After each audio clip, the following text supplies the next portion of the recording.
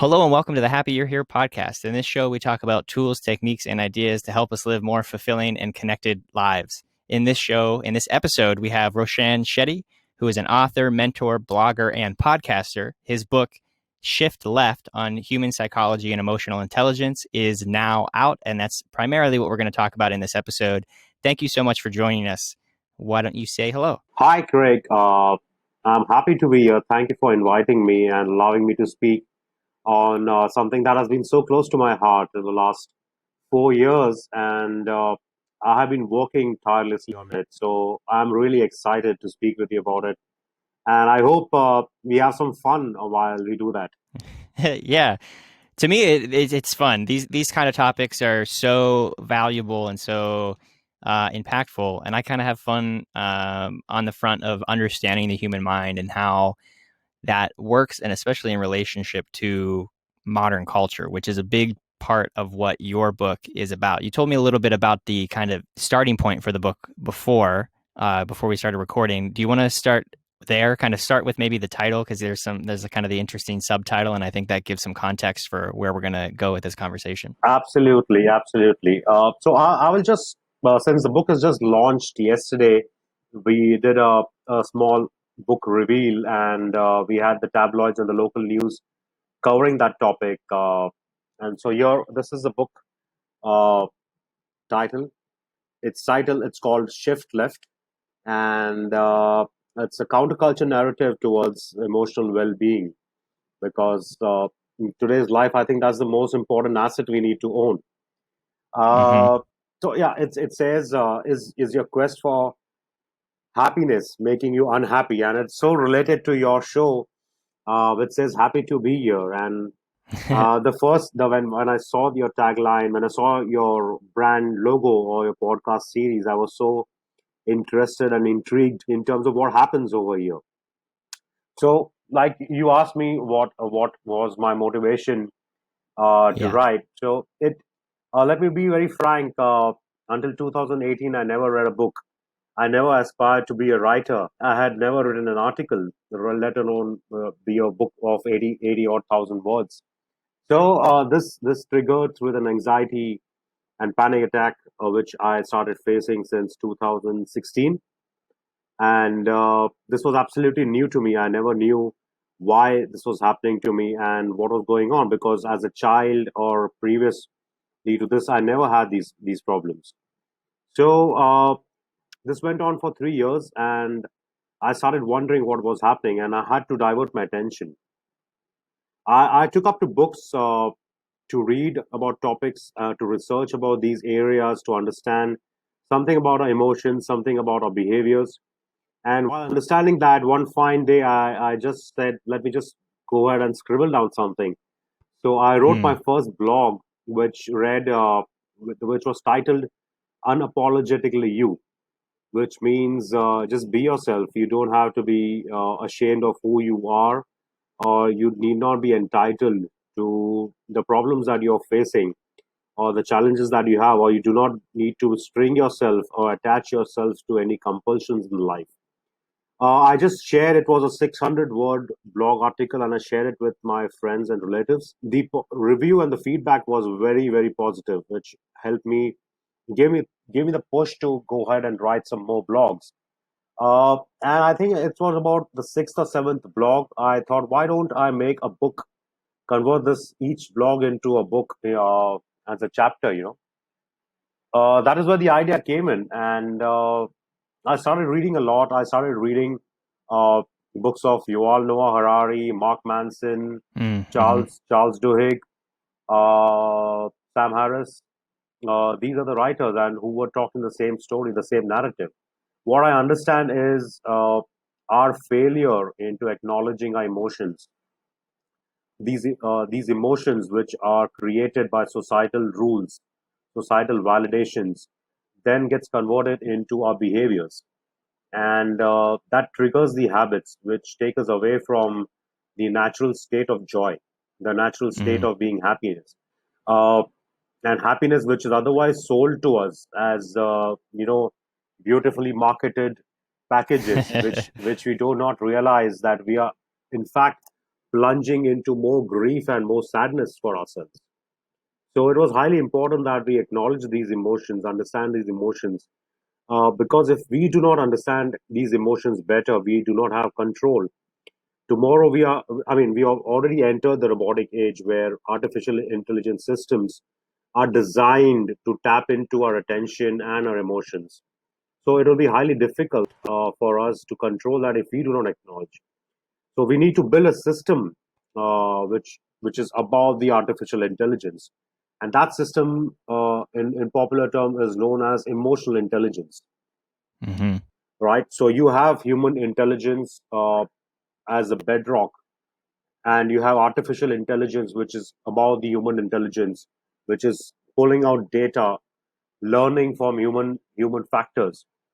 But we need to adapt our emotional intelligence to understand why an app or why a system is making us to click something. Why is it Yeah. asking us to buy something? Why is it asking us to like something? So that is this entire package had to be put together in my own narrative, in my own story, and put it out to people, because it's not easy. The rate at which things are moving, it's very Hmm. difficult to comprehend the change around us. Because when you have been told a false, you might be able to identify the false for the first time. But when the false is being told to you on a repeated manner, if it's been told to you again and again, and if there are more people repeating that false, that becomes part of our behavior, that becomes part of the popular culture. Hence, you need to Hmm. move against it and create a counterculture platform to look as an observer into what is happening around them. So that is my attempt at the book, to explain people. I hope it reaches the right audience. I hope people see the sense in reading it and understanding it. Most importantly, in implementing it. Yeah, well, I think that's an important aspect because there's a lot of, you might have a lot of understanding or a lot of information about the way that social media or technology is kind of hacking our emotional systems, or you might understand that kind of thing. But if you don't have, that's something I'm a big proponent on of this show is like picking some ways to practice that might look like a formal practice of something, but it might also just be like, getting a little more strict about how do I regulate and how do I become aware of my emotional states? Do I have a journaling practice or a meditation practice or something that can make me aware of that so that I'm actually implementing that into my life? Because if you just kind of are like, yeah, I know, I'll figure it out, then it's so easy to just get caught back up and swept back up because it's this massive wave that's pulling us all along and we're kind of swimming against the current when we're trying to be self-aware, emotionally aware beings. Absolutely. And Craig, I read on a profile that you are a practitioner of Vipassana. You are into meditation, and you know what Vipassana does is it helps us. It asks us to just focus on a breath, just forget everything else, keep coming back to our breathing of inhaling and exhaling. Mm-hmm. Such a simple aspect, it becomes so difficult to practice when you try to do it. But it's like I read in a book, it's like a mental workout. You know, Mm-hmm. you try to focus and then you lose attention, then you bring your focus back, you lose attention. So that's giving that's like doing a bicep curl, what I understand. Yeah. And it's like stretching a muscle, and in scientific terms that's known as neuroplasticity, where you're expanding Mm-hmm. the programming power of a brain by doing this. So yeah, what he's saying is absolutely right. That helps, that broadens our thought process in trying to see or trying to build that intuition which is not otherwise visible to the common eye. I think it's interesting that we're not necessarily born with those skills, or maybe we are, and it's just because of the way that our society is so unnatural.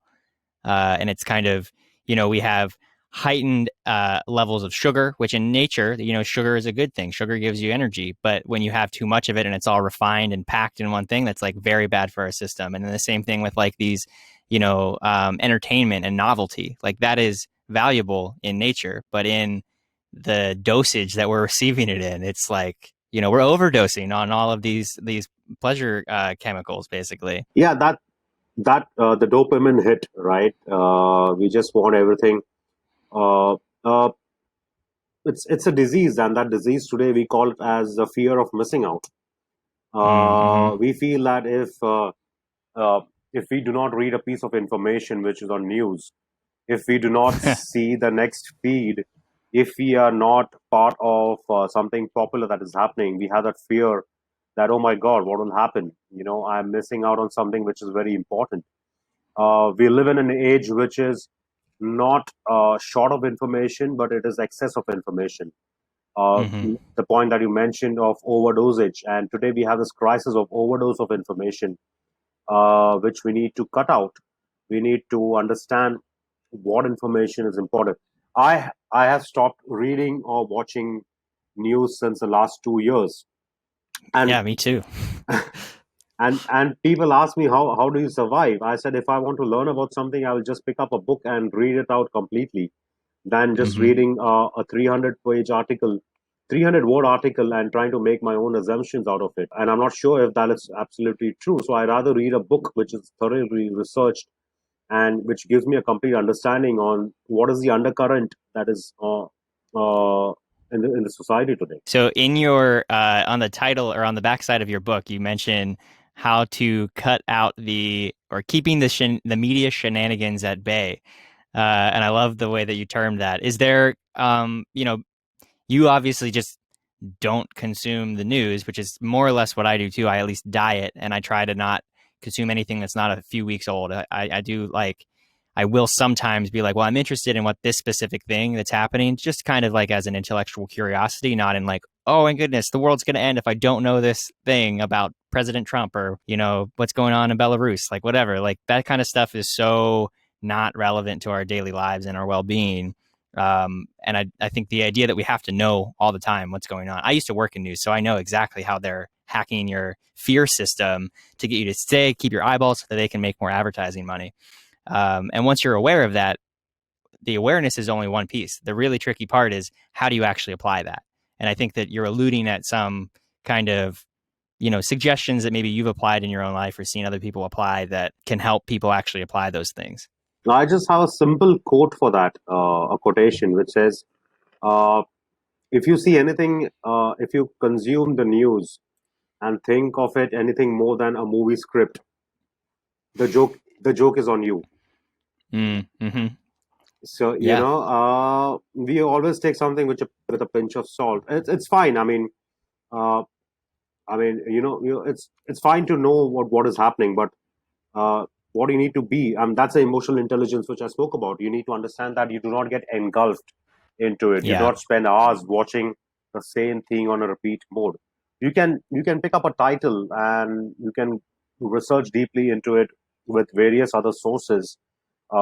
Book is, like as I mentioned, is a one part of source. You can refer to some listed articles. I am not saying everything that is available on the internet is false. There are some credible uh, websites which give you very enriching information, which I subscribe to, which I use it for my own research, which I use it for my own writing or podcasting. So though that information is available, but you need to know how much attention do you pay, because everyone is trying to gather attention. We are living in the attention economy. Uh, Mm-hmm. let's wake up to it. You made a good comment there of how much attention do we pay. I think that is a powerful term, the idea of paying attention. Like you only have so much awareness, so much attention. And if you are kind of haphazardly dishing it out or allowing people to suck it up left and right, then you're not able to invest that attention into things that matter to you, like your own well being. Yes, as I mentioned yesterday, we were in uh, part of my opening of my launch of my book, and we had the psychiatrist who was mentioning the frontal lobe of humans, Mm, and he said there's only so much information that humans can adapt to or can store in a memory. They cannot process information more than what is required. And we are social animals. Yes, we require to connect to different people. And the current times of COVID has really challenged that, because we are confined to our homes for, I think, about 6 months now, uh, without having great contact with people as we used to. yeah. So we are cut down, and that is leading us, and that is pushing us to the information economy and the attention economy, where we are trying to connect with people online. In that bargain, we are just consuming everything that is thrown up to us. We are not able to draw boundaries, draw a framework in terms of what should be taken in, what should be internalized, and what should be kept away. Uh, because our brain cannot process information about a certain point of time, about a certain volume. Mm-hmm. And that's the reason we sometimes just lose it, and then we blame that the world is coming to an end. Yeah, I think that's a lot of people can experience that. Or if you haven't, if you took some time to sit with yourself and notice it, you're probably feeling a lot of mental exhaustion from all of the consumption, because humans are not meant to consume that amount of information. Like, it's just not possible. Actually, one of the very first episodes of this podcast was about a information diet, and how, and we referenced some Harvard studies and some other studies that were specifically about like the capacity of the human brain to only really absorb so much information in any given day. It's basically like an energy exchange, and the amount of information that we're consuming through the news cycle, social media, all of those things, advertisements, and all of that is just such a massive amount. It's just completely overloading our minds, and then we wonder why we feel exhausted and depressed and anxious. It leaves you with one answer: how do you define your world?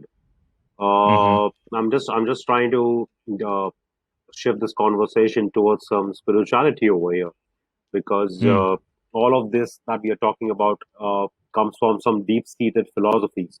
It is not something which is very new. It is not something which is random. It is not something which has just come out of thin air. These strategies, these business ideas, which are taking tech companies and getting them listed on top and having their brand evaluation bigger than the oil companies, because today data is the new oil. Mm. These comes from some old philosophies. One spiritual guru, which an Indian, was Bhagwan Maharishi, who says there is no world which exists outside. It's all on your perception. When we close our eyes and when we go to sleep, the world shuts down because we are not thinking anything. We are completely internalized. The world is completely gone, and and we have a peaceful sleep because the picture of the world does not exist when our eyes are closed. Yeah. Our thoughts and our observations are all inwards, and the world only wakes up when we wake up in the morning. Uh, that's the world we interact with, we talk to, we try to be a part of that world. But it's all on a perception on where you want to, where how do you want to draw your world. uh, if Mm-hmm. you say that the world is bad, the world is, you know uh, having all the negative forces, then you would exist in that world constantly, even if you do not want to. But if you see a world as beautiful, if you draw the boundary into what your world has to be, if you develop those thoughts, and if you internalize your emotions, if you try to control your own thoughts, then whatever happens on the external world is immaterial, because internally you are strong. Internally you have created this beautiful landscape in which you exist, and everything around you is beautiful. So it's all about internalization of our thoughts.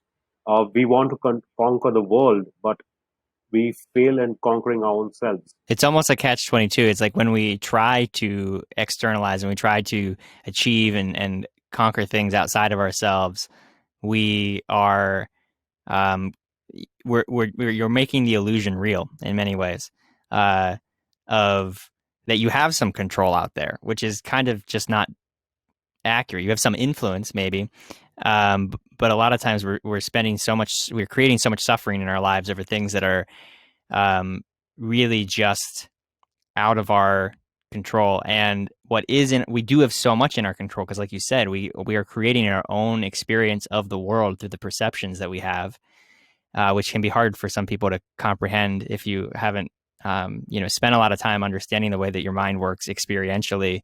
But once you do, it's like, oh, okay, like I'm not experiencing that bus going by. I'm experiencing my brain's interpretation of the sound waves.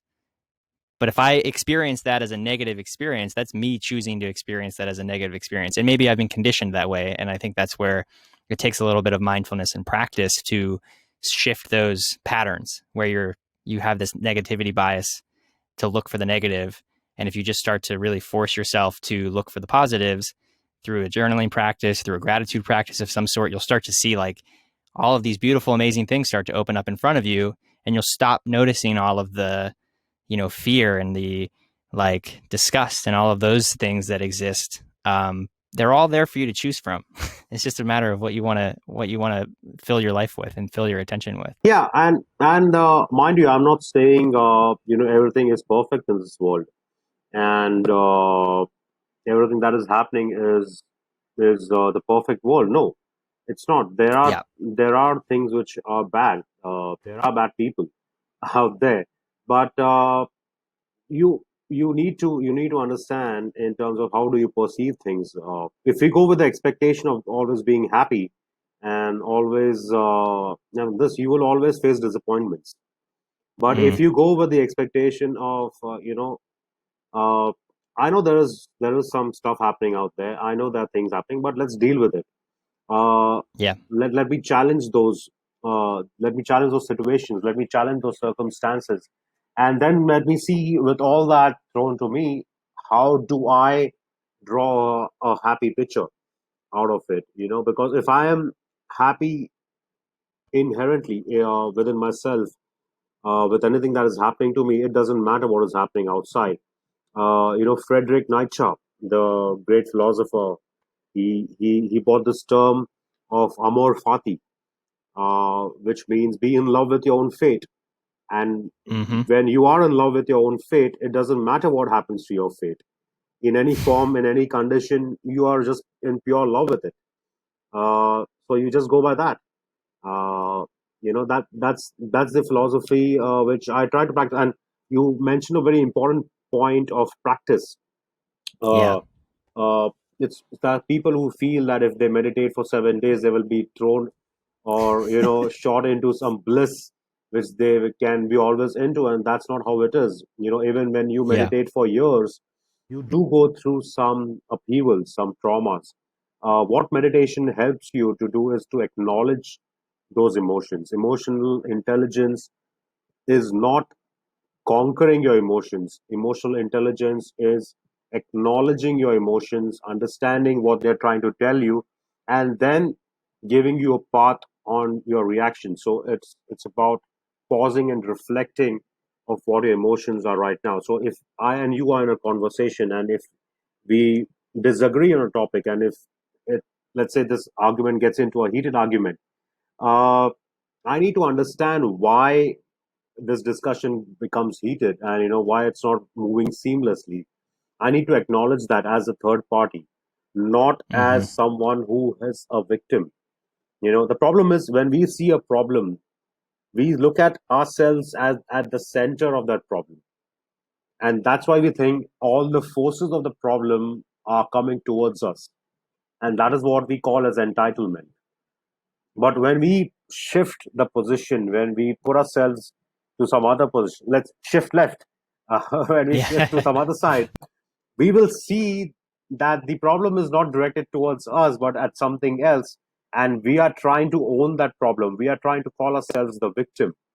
When we turn a blind eye to the problems of others, when we do not understand the issues which others are facing. Yeah. In my book, I started the book by saying, in my first chapter is, how are you? And when you ask a question to someone, how are you? They will either say you have two answers. If someone would say, I am good, I am absolutely perfect. Or, the other person would say, I am in a complete mess. So these are two extreme answers. When someone says, I am absolutely perfect, he says, I cannot improve further. And when someone Mm, says, I am in a complete mess, he is not looking at the problems and trying to say that this could have been even worse. mm-hmm. So we need to expand that scale of goodness and bad in our lives, and then see where we do fit in. We cannot be the center point, or we cannot be at the center of all the problems. Or these are visual cues which we need to develop in our minds. And that is how we practice towards it. Yeah. Well, I'd be interested in your perspective on something that I've noticed in the I don't know how this is in across the world, but in American culture, at least recently, there's a lot of suffering that comes from this attachment to trying to the perception that you're defending somebody else. So it isn't, the problem or whatever might not be directly affecting you, but there's this. I do think there's still it's affecting your identity. It's affecting your identity as someone that cares. If I don't lash out in anger against this person that's doing wrong against someone else or this injustice, right? Then I don't care enough and I'm not a caring person. And I think that that's something that's been on top of my mind a lot. And I just am interested in your perspective on that because in the US, that's very prevalent right now because we're dealing with a lot of this like justice things on all different ends. And it's like, how do we relate to that in a way that's not so full of, suffering and aggression? Hmm. Because it's not emotionally intelligent at all. It's just lashing out, Hmm. which is not necessarily helpful. Yes, I mean, in recent times, although I do not see the news, but you cannot stay away from things which are happening around the world. And I think US has been in the center of certain such upheavals. Uh, I wouldn't comment exactly on that because I'm not exactly known to the culture. But the thing which you mentioned is again going back uh, to the thought of being self-righteous, and also an aspect of it of fear of missing out, saying that if I do not voice my opinion about this, am I staying behind, or will I Yeah. be seen as something who is anti so and so? So I have to say something. I have to make a statement. I have to realize something. Uh, the power of broadcasting through our social media platforms uh, has given us that ability, or has pushed us rather, or forced us to say something even if we do not want to say something. Yeah. You know, you have an Instagram account or you have a Facebook account. How can you be quiet? There's fire happening down the road, and how can you be so blinded about it? That's the thought which has been constantly played. So if everyone, which I mentioned at the start of this episode, is that if the popular culture that has been developed is that I have to be a part of it, and that's the problem. It is absolutely okay to not have an opinion. Not making a decision is also a decision. That is, I think, we Mm-hmm. have forgotten somewhere down the road. So everyone wants to voice out, everyone wants to speak up because there's so many platforms. It is difficult to pull yourself away from those platforms. It is difficult to remain quiet when so many things are happening. And that again, we have to train. We have to build, again, coming back to the emotional intelligence. We have to train our minds to remain quiet and just be observer to that party. Again, a visual cue which I adopt to this is uh, think of these emotions as unwanted guests in your mind. You are in a state of absolute bliss, you are in a state of absolute peace, and you're sitting in your home watching your best movies on Netflix, and suddenly you have unwanted guests whom you did not expect. So, what do you do? Normally, you would go inside, keep them waiting for long, and probably you would serve them your stale biscuits and some cheap tea or coffee, and so that they leave early. That is what exactly you need to do with these kind of emotions. You need to not pay attention to it. You do not need to add fuel to the fire. You just keep ignoring it. Acknowledge it. That's fine. Okay, I'm feeling angry. That's fine. I'll feel angry for a couple of hours, and then I'll be okay. So let that anger just linger around a bit, and it'll leave on its own because I'm not paying attention to it. Yeah. There's an important distinction between reacting and responding. Responding implies that little bit of time that you give in between the emotion and the actual action. With reaction, it's just like an immediate, I'm angry, so I do this. With responding, it's I'm angry, let me look at that. Okay, now what am I going to do now that I've taken the moment to look at it? And most of the time it diffuses, it gets that uh, emotion out of the driver's seat. Absolutely. Again, a learning of which has been very profound to me, and I try to uh, ad- adapt it in such situations, which again came from Bhagwan Maharishi, who was such a great guru. Uh, who wrote a beautiful article, and I think you should catch it if you haven't. He defined by saying, "Who am I?" You know, and in local Mm, language that meant "nan yar." That was the translation in the local language. So he said, "Who am I exactly?" So he says, "I am not the anger that comes to me. I am not the frustration. I am not the happiness with the fleeting pleasures that come across. I am not the envy. I am not the five airs that I breathe. I am not the seven structures. So if I am not all of these, then who am I?" So he says, "I am only the realization who knows that I am none of these." So if mm, I'm when I'm getting angry, I need to tell myself I am not that person. It is just a momentary thing that has happened because of a trigger, and that has made me angry. I will be fine in the next 10 minutes.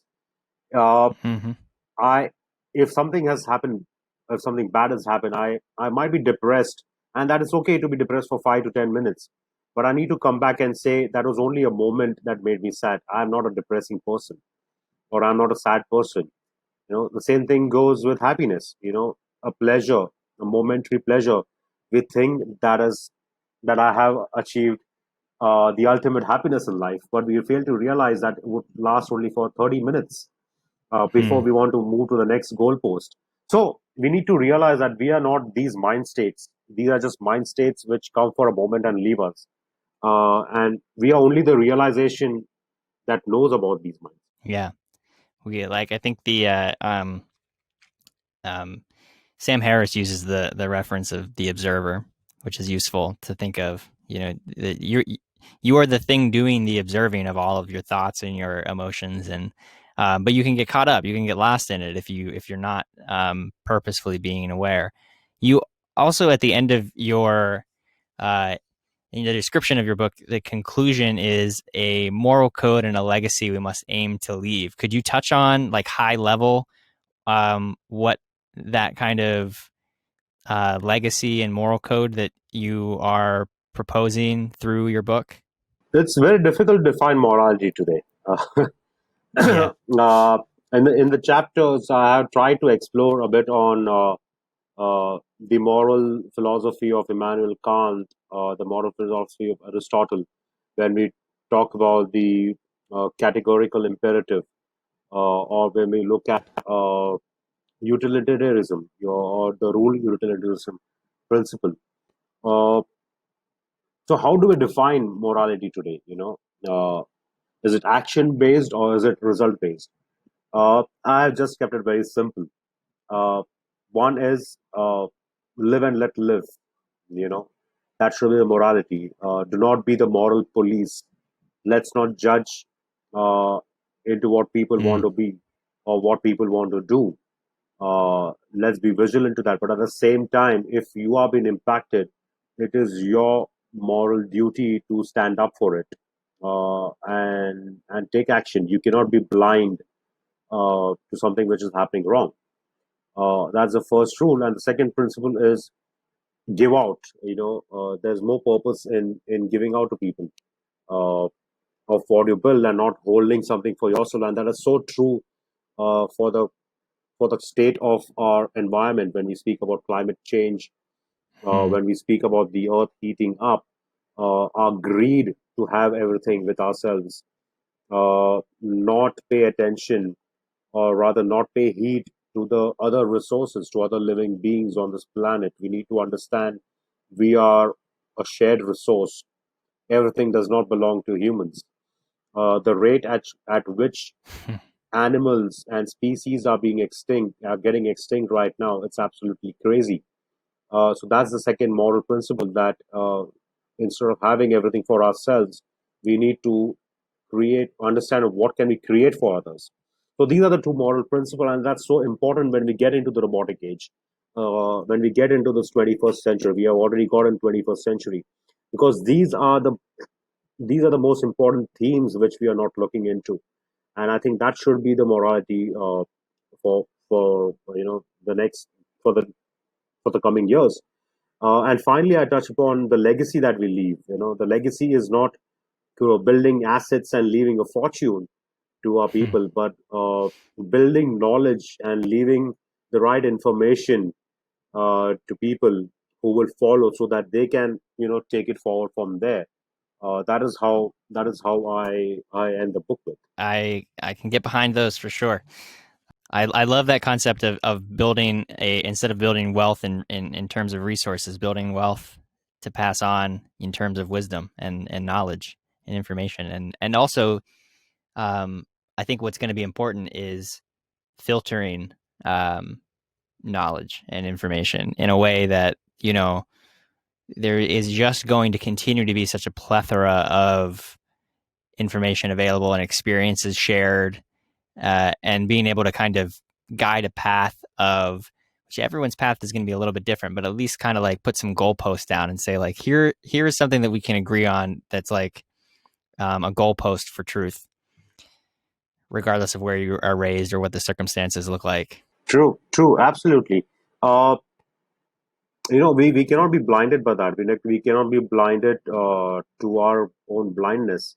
So Mm, we need to wake up, and we need to start having these conversations, because uh, the current COVID situation has brought that up to us.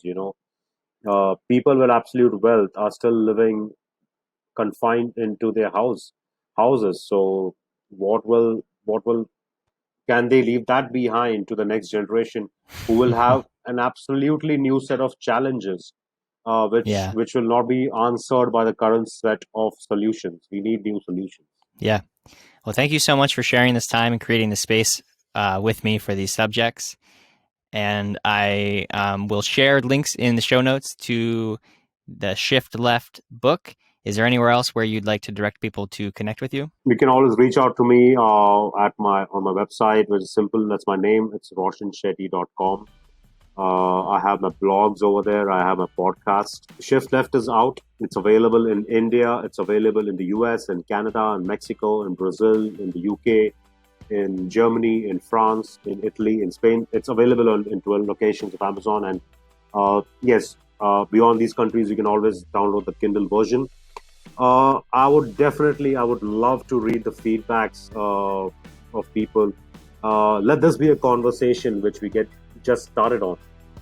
This is not a book that I'm trying to pitch in. It's a culture that I'm trying to Mm, build up, and with people like you, Craig, with such beautiful platforms of inviting us and asking us to speak on our ideas. It's absolutely excellent. We have so many communication platforms today, and it would be a shame if we do not use them for the betterment of ourselves.